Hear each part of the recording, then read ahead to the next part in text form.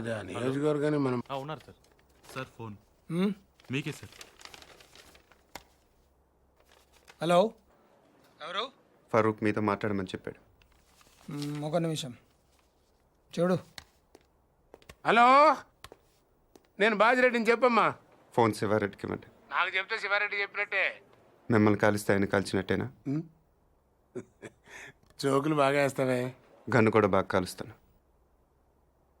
మనకు కావాల్సింది కూడా అదేలేమ్మా. ఫరూక్ అంతా చెప్పుంటాడు కదా, మర్డర్ జరగాలి కానీ మనిషి మాత్రం మిగలాలి. 1.5 అవుద్ది. ఎంత? 1.25. బాగా ఎక్కువ కదా. పొలిటికల్ కన్సెషన్ ఏం లేదా అమ్మా? పోనీ గిఫ్ట్ కింద మిమ్మల్ని ఫ్రీగా కాల్చిన. అంత గిఫ్ట్ మనకు వద్దులే కానమ్మా.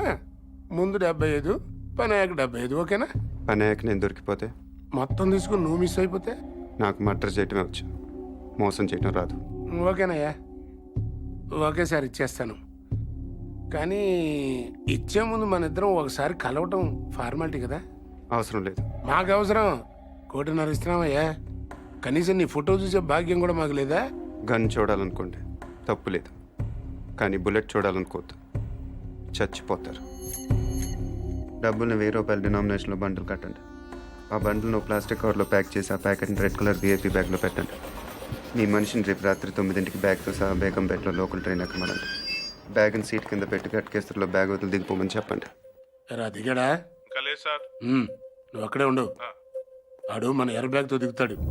ఫాలో చేసి వాడు ఎక్కడికి వెళ్తున్నాడు చూసి నాకు ఫోన్ చేయి. అలాగే sir. Sorry. It's okay. Okay ఏంటి ఓకే? మీకా సార్? ఆడికి చెప్పాను. వాడిని చూసావా? వీడు ఆడుగా సార్, వేరేవాడు. వాడు కాకుండా వేరే వాడు అయినప్పుడు వాడు ఇంకెవడో అయి ఉంటాడు కదా సార్. ఆబ్రెయిన్ నా కొడక. 1, 2 కాతరా, 1.5 లెక్కటానికి ఒక రోజు అట్టింది. సార్ సార్ ట్రైన్ కదిలింది. అట్టగా చూస్తా ఉండు, తర్రని వెళ్ళిపోద్ది. అవును సార్. ఎక్కి చావు. సార్ బ్యాగ్ ఉందా? ఉంది సార్, కానీ డబ్బులు లేవు సార్. సార్ అది ఎవడో నా వెనకాల కూర్చున్నట్టున్నాను సార్.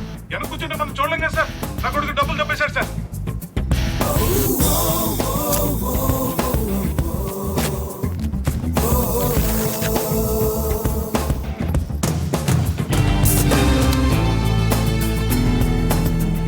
నువ్వేం చేస్తున్నా? పేపర్ చదువుతున్నావా? మీకెలా తెలుసు సార్?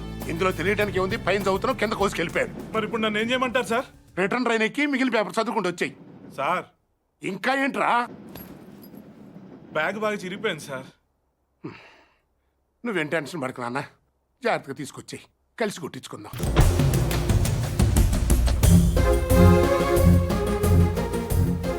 ఎల్లుండి మార్నింగ్ 10:30కి మీటింగ్ స్టార్ట్ అవుతుంది. నువ్వు ఆ బిల్డింగ్ పక్కనే ఉన్న రోడ్లు